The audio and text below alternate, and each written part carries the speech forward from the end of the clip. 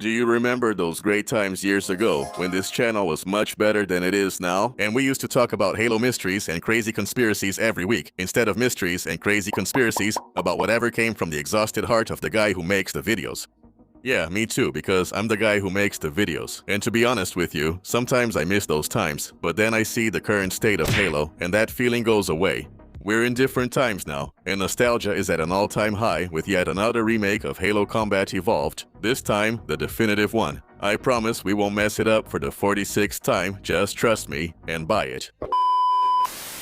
I've decided to go back to my roots for the people who miss this kind of videos, but just one video wasn't enough, so I gathered those weird topics that I never got around to talking about, abandoned scripts that we never made, new theories, or mysterious mysteries that I've come across out there, and other topics you likely haven't seen online unless you're a Halo nerd, galaxy level. And I'm doing this with the help of other old-school Halo YouTubers like it's a creepy Dross top list, but with green Halo and much less creepy. Though I should warn you, these aren't strictly just theories, since I also want to explore very strange corners of the Halo universe, to answer questions you didn't even know you had, and to remember those good times when we talked about all the absurd things the Halo universe has for us, without limiting ourselves to just theorizing. What is the favorite Mexican soap opera of the grunts, or why are there Brazilian elites? And rather, focusing on new material or interesting mysteries we've never talked about before.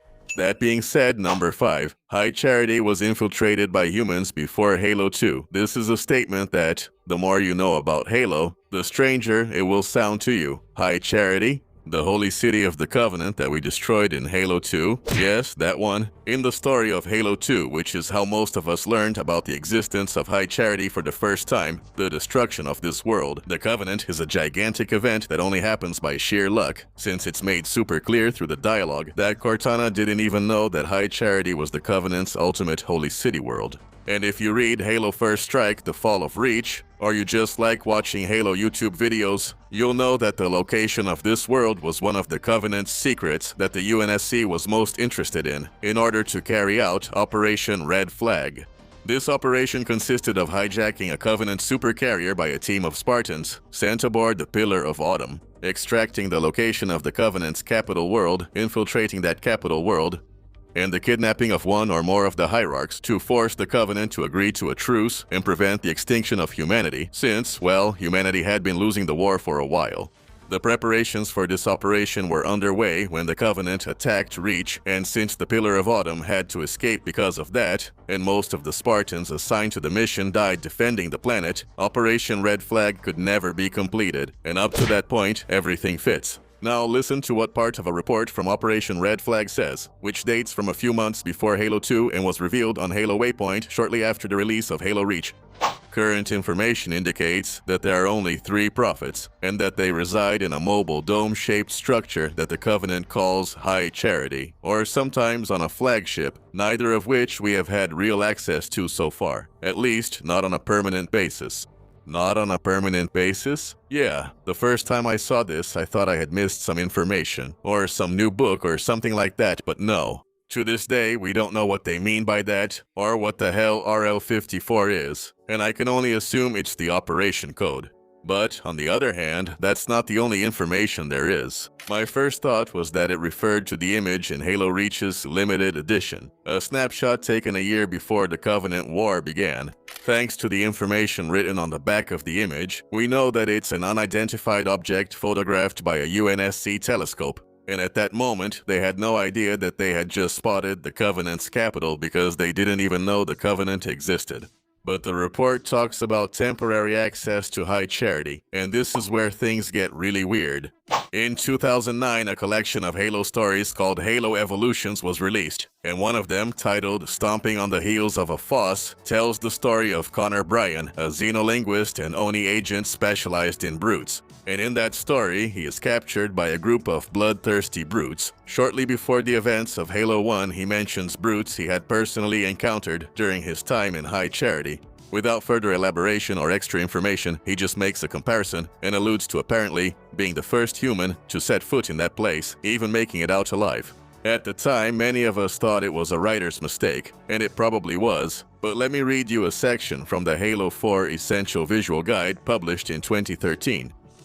The IMC Ranger class armor is, without a doubt, the leader in its subgroup, with rumors that its first prototypes infiltrated the Covenant's home planet, High Charity, during the final years of the war. So, does it seem like there was a secret infiltration operation with Spartans? And even crazier, it seems like the story is set to tell us about this mission, thanks to the new prequel missions in Halo Campaign Evolved. Yeah, I wasn't expecting this either. By the way, minor spoilers for Operation Meteorite. These 3 new missions, included in the remake, tell us about an operation carried out by Master Chief and Sergeant Johnson, in which they infiltrate a Covenant ship and recover navigation data for Operation Red Flag, 1 year before the events of Halo 1. And the plot twist is that the operation is successful, and in the end we see Johnson watching High Charity on a monitor. So it seems that, finally, they will set out to solve this mystery that has been forgotten for about 15 years. And finally, I'll be able to see that legendary secret operation they promised me, where several Spartans and a linguist obsessed with space macaques infiltrate the Covenant's holy city and live to tell the tale. It's the Brazilian League laws. What? Did you think it was a joke? While I was catching up on the new Halo material for this video, because I have to admit I drifted away from the franchise for a while, I started reading From the Soil to the Stars, one of the Halo Waypoint Chronicles, which are basically short stories that quickly explore corners of the Halo universe that we might not have seen in the games or the main books. And here I came across a rather curious phrase. Barati devoured his breakfast and returned to his cabin, taking the book from his shelf, a gently used copy of An Encounter with Ramen by the well-known chef and food critic Arturo Bustamante. He only had about 15 minutes left before his shift started, and he had reached a particularly gripping anecdote about the 3 days Bustamante spent in Rio de Janeiro visiting a Sangheli establishment. Reading about alien food was interesting, but the meals and recipes were more of an entryway into the personal stories of these strange refugees who had been given a home on Earth itself. So, well, first of all, they revealed to us that not only are there elite refugees in Rio de Janeiro, but they already have 8 to 5 jobs from Monday to Friday because they've set up alien food restaurants in some alien favela in the city. But what might really surprise you is that this isn't new information, and in fact, it continues something that was mentioned about 10 years ago in a conversation seen in the first cinematic of Spartan Ops in Halo 4. Well, I'm not going to complain. Uh-huh. Tell me more about Rio. What else did I miss? Man, this place sucks. Too many Covenant together looking for asylum. Yeah, DeMarco said it was crazy. Well, it could be worse. Look what happened in New Phoenix. We even caught that Sangheli creep trying to detonate a Halo bomb. Yeah, leave it. We already know you were across the city when they caught that hinge hit. Yeah. And where were you, DeMarco? Well, Madsen and I were making sure the girls from Rio de Janeiro felt safe and sound. That's right. The Majestic team doing a little community outreach. That's right. The strange thing about this, apart from the fact that eventually Brazilian elites will be born and that now racism must be reaching stratospheric levels. In these shared communities, we've already seen examples of joint human and elite communities in the post-war era, in books like Halo, Envoy, and usually, they don't turn out well at all. And I mean, it surely has its advantages, since at this point, Earth seems to be the safest planet for any civilization after the war. Although that's not saying much, but Rio de Janeiro? Seriously? They must really like samba. Well, it turns out that while I was writing this, Halo Waypoint Chronicles Wildest came out. One, a collection of short stories, including the exact book I read to Varadi in From the Soil to the Stars, and it gives us a lot more details about all of this. To begin with, the elites aren't in Rio for the tourist attractions or for samba, but because they have no other choice. One of them tells the story of being part of the Prophet of Regret's fleet that appears in Halo 2, and they ended up stranded on the surface of Earth after he escaped to Delta Halo. And when the Covenant returns to the planet, and it seemed like the stranded soldiers would be rescued, they discovered that the Great Schism has happened, and the Covenant Civil War has begun. So these ships full of brutes aren't coming to rescue them, but to exterminate the surviving elites. Because of this, they are forced to hide, and eventually they are captured and interrogated by Oni. But thanks to the new alliance with the elites and the information these soldiers can provide, the UNSC welcomes them as refugees in a new settlement in Rio de Janeiro.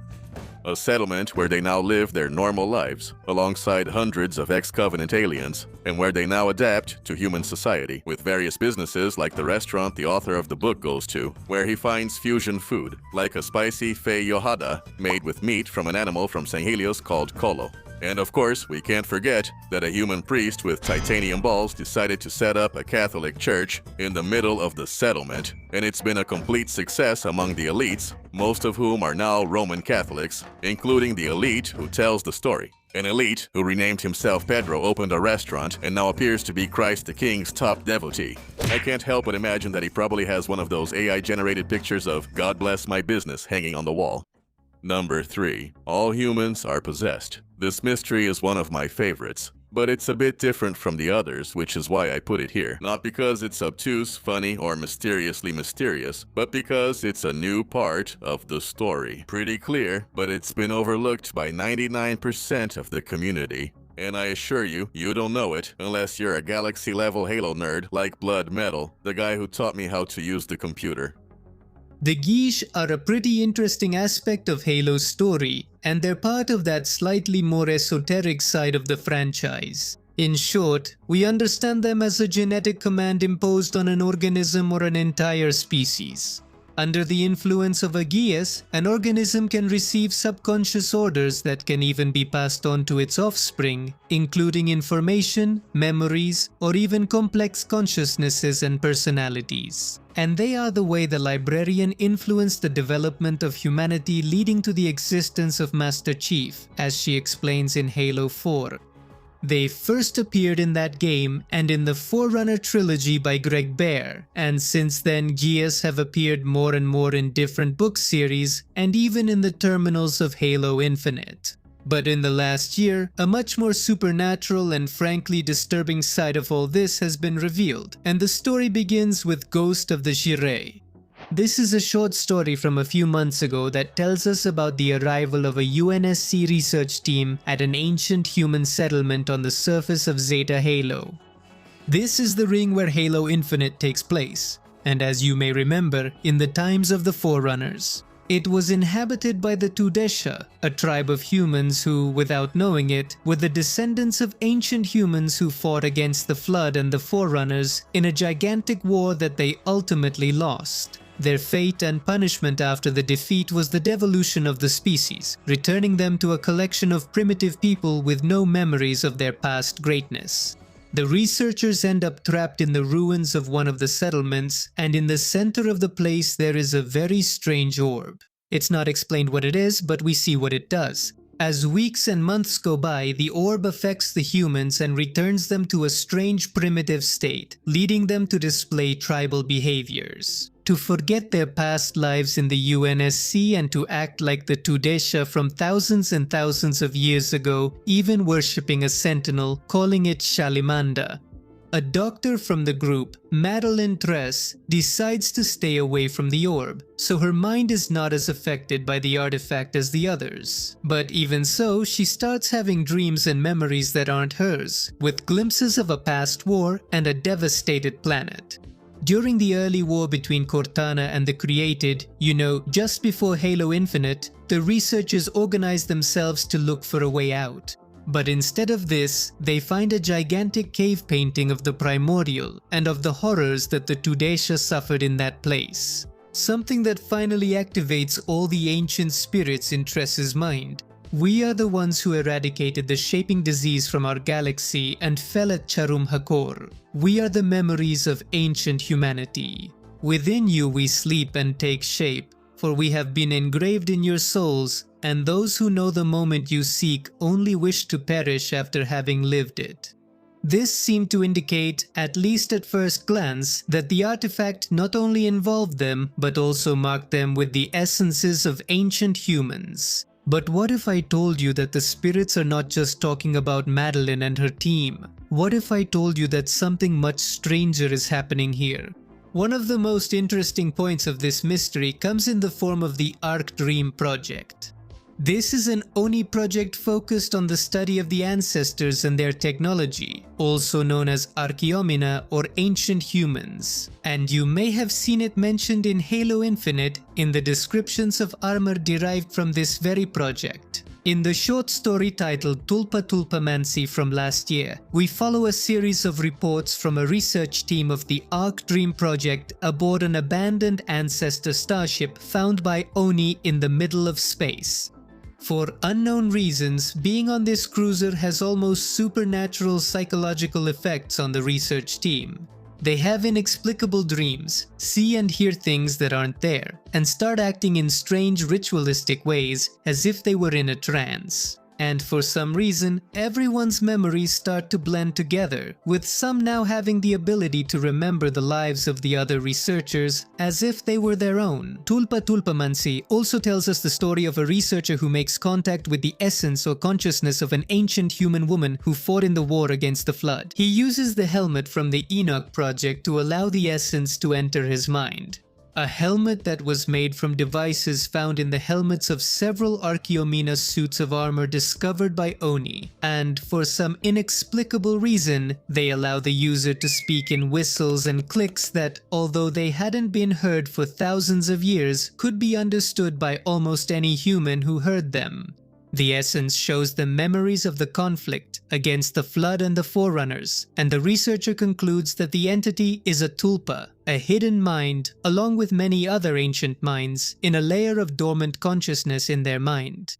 At the end of the story, both consciousnesses exist simultaneously in the same body, and the essence activates the ship's bridge by speaking through Enoch's helmet, finally revealing that there is still much to discover about the ancient humans beyond the Perseus arm of the Milky Way. The researcher now says he understands everything. All of humanity carries this spark, these fragments of other minds and other times, hidden but always present in the collective subconscious of the species. And they remain there, dormant and taking shape over the eons, waiting to awaken someday. Number 2. The brutes were originally human. No, wait, this doesn't make any sense. What kind of psychopath came up with something this crazy? Among the many Halo theories that don't make me want to shoot myself twice in the head, there are those that suggest the brutes are actually a sect of devolved humans who were too violent to be re-evolved back. You might doubt this theory because of weak arguments or not having seen Boca Junior's hooligans burn the McDonald's at the obelisk. The theory is based on the E, this word that I'm way too high to even try to pronounce correctly. A variety of devolved humans mentioned in Halo Cryptum, a book I haven't read due to my inherent heterosexuality. The idea is that since humans were an interplanetary species before their devolution, the librarian could have left the most violent results of her experiments on Doisiak. Like when you separate the violent kids at school and put them together in one class, knowing they'll be someone else's problem in 18 years. The only thing we can consider as evidence is a mention in a Halo Waypoint post from about 5 years ago where it says that the brutes originally evolved from wild, hairy, and temperamental creatures that lived in trees. I also read it in a post on Halo, Memasos XD by Juan117 adding that Noble 6 is still hiding in a cave. The OP says the brutes created nuclear weapons, had their own nuclear apocalypse, acted in packs with chieftains, but failed because they couldn't work as a team. An extremely human behavior, or almost human at best, like a being that almost has its own reasoning, also known as people who still don't know how to use dark mode on Twitter or YouTube. This obviously brings a lot of problems, since as mentioned in the comments, the brutes have been described as ursine. In other words, they come from bears. And then there's the bigger problem, which is that since they're descendants of ancient humans, they would have to qualify as reclaimers no matter what, and obviously they don't. Also, they have 4 fingers on their hands and 2 on their feet, so it's unconvincing that they evolved alongside humans from a shared ancestor. I would have suggested they resulted from sexual relations between them and ancient bear species, supported by the large amount of related internet pornography. The production team strictly told me not to mention this, claiming I was sick and it would get this video demonetized. They didn't pay me for appearing in this video, so they can suck it. Complaining about being able to run in a game after 16 years just suggests your parents didn't beat you enough and might be cousins. I'm UltimoPlayer telling you, it doesn't matter if it's true as long as it's really funny. Good afternoon! Number 1. The Castaway Theory. Here we go from the most ridiculous mystery we could think of to what might be one of the strangest and most interesting mysterious mysteries in the entire Halo saga. And it starts with a random book found on an old Amazon link. This is one of those mysteries that I definitely regret not talking about at the time, since it's absurdly obscure and strange. But it's so complicated to talk about that I haven't seen any content creator able to even grasp the depths of what it hides. I doubt that any of us is capable of unraveling it the way it deserves. Well, except for one person. Let's travel back in time for a moment. It's the year 2007. Everything is going well. The first iPhone came out in January. The last Harry Potter book has just been released. And in September, the most anticipated game of your short life will come out, Halo 3. For some reason, many people on the Bungie forums are discussing a book from Amazon. Currently, the page looks a bit different and the book isn't available anywhere. But back then, we could access a small preview of the content. It's on the cover, the chapters and 2 pages from the beginning of the book, which talk about discrepancies in the current understanding of human evolution and present alternative solutions to several historical gaps in the genetic record, introducing a new theory about the origin of humanity. A theory that gives the book its name, the Castaway theory, and isn't that a forerunner symbol? At no point is it exactly explained what the theory or the symbol is, but we'll get to that in a moment, because there's something else. Back then, Amazon Books had their own forum, and someone mentioned in this very book as a colleague of Volman named Thomas Anatos has been constantly commenting. It's been more than a year and a half. I know that's not long in the cosmic scheme of things, but it feels like forever. Joan and I lit a candle for you the other night. It's become a tradition every time we make pasta on Sunday nights. We miss you a lot when you come for dinner. Now there are too much construction. I don't know what happened to all the other notes that used to be here. I guess when the book sold out, they deleted all the comments. But don't worry, no one has forgotten about you. Stay strong, Jonas, wherever you are. Thomas also has a post talking about how he received a letter from the Golden Wing publishing house, and later he replies to several messages from people who come from the forums looking for answers. They ask him about the theory and about his work on the book, and Thomas explains that he started working as just a consultant for Jonas, but little by little they started to become closer, to the point that they began inviting him to Sunday dinners. This continued for several years, even after the publication of the Castaway theory, until one night Jonas simply didn't show up. The investigators didn't find anything strange. No one had touched his notes, all his clothes seemed to be in his closet, and there was even a sandwich on the kitchen counter, as if he had just opened the door and left his house, never to return. His last communication had been a note he left for Thomas, shortly before he disappeared. It's time to start asking questions again. J.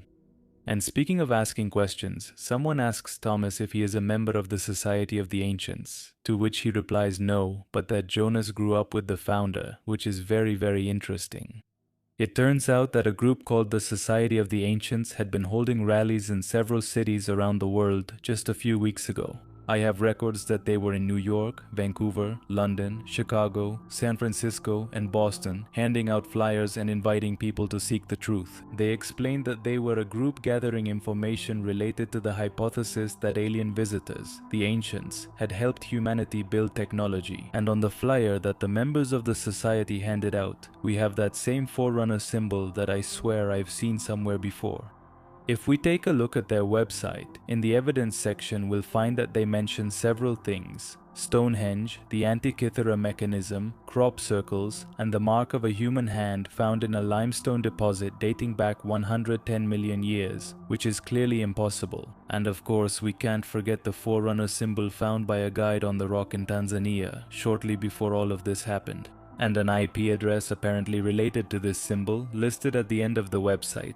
IP address, which is the exact same number as the ISBN code of Thomas Bowman's book. There are a bunch of ridiculous coincidences that need an explanation, yes, but you probably noticed that I left something out. Why were so many people coming from the Bungie.net forums? It turns out that a few weeks ago, a user with the special role of camper on intelligence named Adjunct and Reflex started making really strange posts on this forum, saying that he had hacked Bungie's servers, although without any hostile intentions. After a big collective scare that Microsoft had been hacked, the entity clarified that it was just a facilitator, someone who facilitated the requirements of the array, which were constantly changing. If you paid attention in Halo Infinite, you may have noticed that there are several Forerunner guides with Adjunct and in the name, like Adjunct and Resolution or Adjunct and Revendicate. These are facilitator class intelligences that work as sub-monitors in Forerunner installations, and in the case of Adjunct and Reflex, in some installation of the Halo array. This was the beginning of the Iris campaign, an ARG for the release of Halo 3, whose story serves as a prequel to the terminals in this game.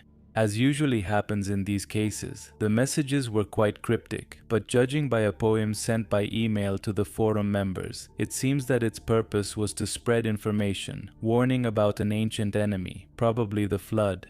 He even changed his profile picture to a file called Chrysopteron, which means golden wings. Then, he made a post asking, "What is the path of light from the dark earth to the bright sky? On whose golden wings will we fly from here to there?"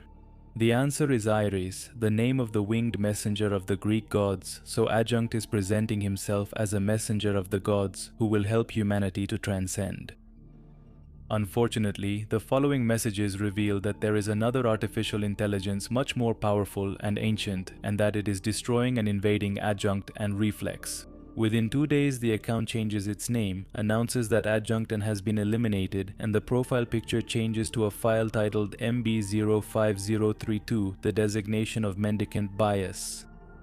Yes, the same Mendicant Bias, who was the most powerful Forerunner guide of his time, who betrayed the Forerunners in the war against the Flood, and after the activation of the Halos, he ended up buried in the deserts of the Ark, in eternal exile, where he was only allowed to think about atoning for his crimes.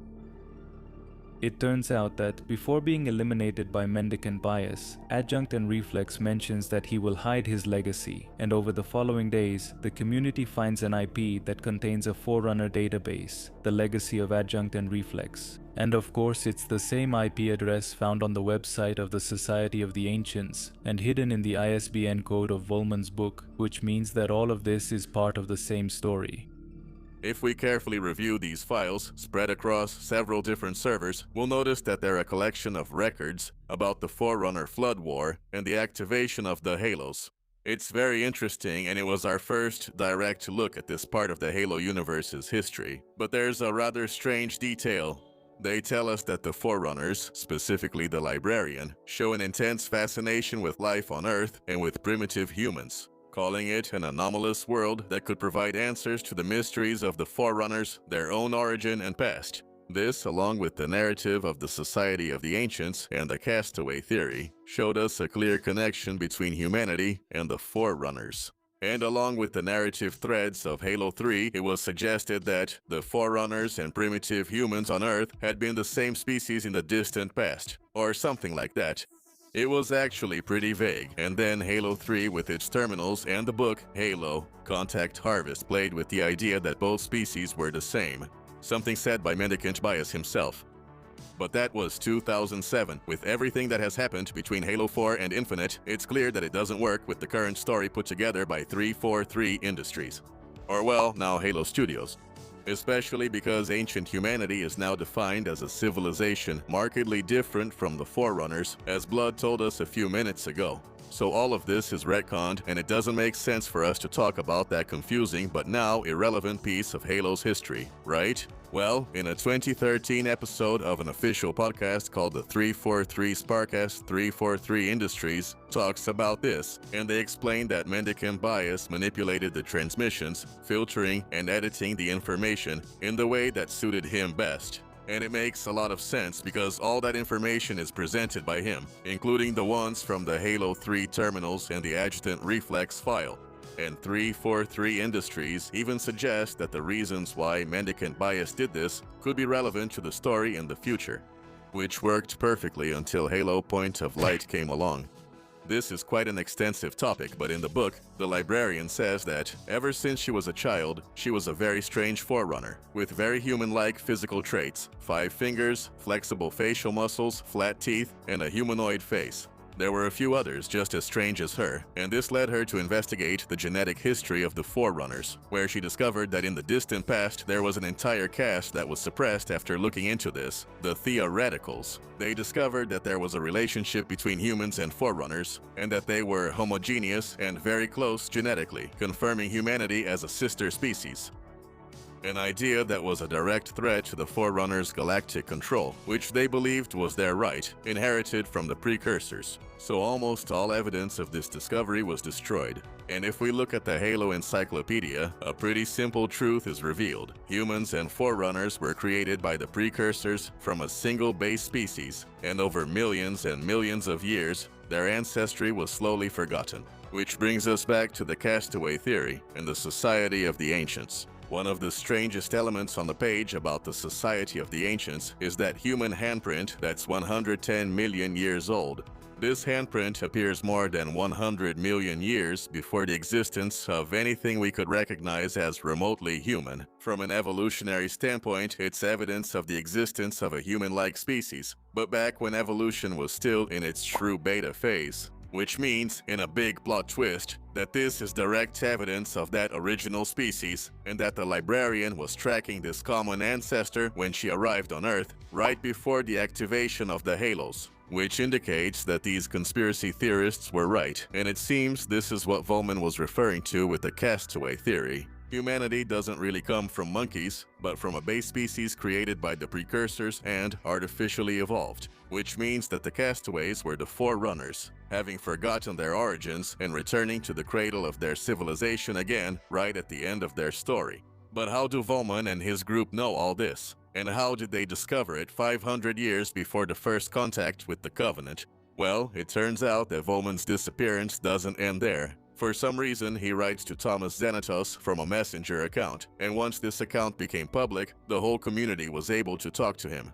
Volman explains that he has been researching his new book, The Places Where the Earth Stops, in which he expands on the Castaway theory. And if you ask to see those places, Volman would send you a link to the Adjutant Reflex archives. Here, his story ends, and he leaves us with a suggestion that Volman was working with the AI to write his book. Something that makes a lot of sense because the name of his publishing house is Golden Wing Books. Books of the Golden Wing. Yes, the Golden Wing, like Chrysopteron. The alias used by Adjutant Reflex to impart divine knowledge, Adjutant Reflex, he had been working on all of this, influencing people and events to slowly prepare humanity and explain to them about their heritage and connection with the Forerunners. But his efforts were abruptly ended with the arrival of Mendicant Bias, who had only one thing in mind: atonement. So, I hope you enjoyed this wonderful video, which took us a lot of effort to make. To be honest, I've been planning this since December of last year, but we couldn't coordinate at that time, and I was busy with the Evangelion video, so I decided it would be best to release this video together with the release of Campaign Evolved. But this ended up delaying everything a lot, so yes, Evangelion Part 2 is coming soon. I think we didn't quite manage to release it on time, but I still hope this video brought a smile to your face and made you remember those wonderful years. I'm Meme Man 47, and I'll see you in the next video. Goodbye!